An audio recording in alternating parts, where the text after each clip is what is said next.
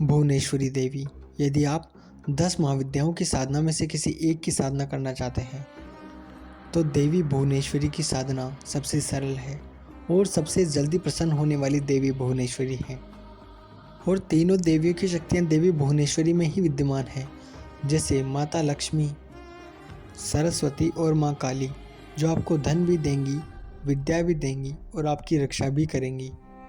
देवी भुवनेश्वरी की साधना बहुत ही सरल है, बहुत सुगमता से पूरी हो जाती है और इसमें कोई ज़्यादा विधि विधान भी नहीं है। इसके लिए बस आपको नवरात्र में या फिर किसी भी दिन से साधना शुरू कर सकते हैं। 9 दिनों के अंदर 1 लाख मंत्र का जप पूरा करना होता है और इनका मंत्र भी बहुत छोटा सा है, ह्रीम, जिसके साथ अलग अलग कामों हेतु अलग अलग प्रकार के बीज संपुटित करने होते हैं। मतलब मंत्र के साथ उन बीजों को बोला जाता है, जैसे व्यापार वृद्धि के लिए आम, विद्या प्राप्ति के लिए एम, पुत्र प्राप्ति के लिए तम।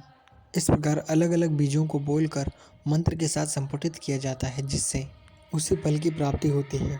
और देवी साधना में प्रत्यक्ष दर्शन देती हैं और अपने साधक की सभी इच्छाओं को पूरा करती हैं।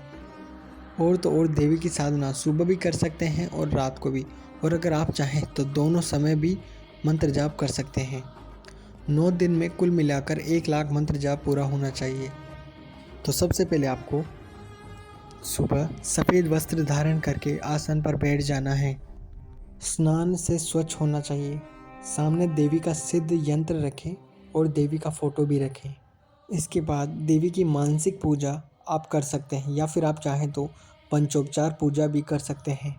फिर देवी का ध्यान करें और जिस काम के लिए पूजा कर रहे हैं वह 1 माला बीज मंत्र का जप करें।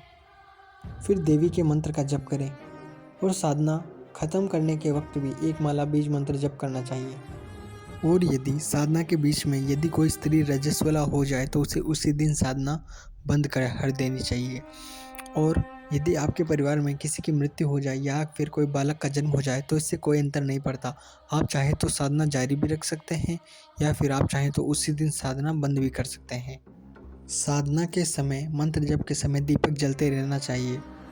यदि साधना के बीच में दीपक बुझ जाए तो माला खत्म होने के बाद वापस दीपक जला लें और अगरबत्ती भी जलती रहनी चाहिए। साधना में बैठने के 3 दिन बाद ही आपको अद्भुत सुगंध कमरे में होनी शुरू हो जाएगी और 8वें दिन माँ के प्रत्यक्ष दर्शन हो जाएंगे। घुंघरू की आवाज़ या फिर किसी भी प्रकार की आवाज़ और व्यवधान होने पर आप मंत्र जप करते रहें। साधना शुरू करने से पहले हाथ में जल लेकर संकल्प करें और फिर जल को हाथ से छोड़ दें और उसके बाद ही साधना शुरू करनी चाहिए। रोज़ हाथ में जल लेकर वो करने की ज़रूरत नहीं। 8वें या 9वें दिन जब भी आपकी साधना संपन्न हो, भुवनेश्वरी के मंत्र का 100 आहुतियों का हवन करना चाहिए और अपने परिवारजन को घर पर बुलाकर खाना खिलाना चाहिए।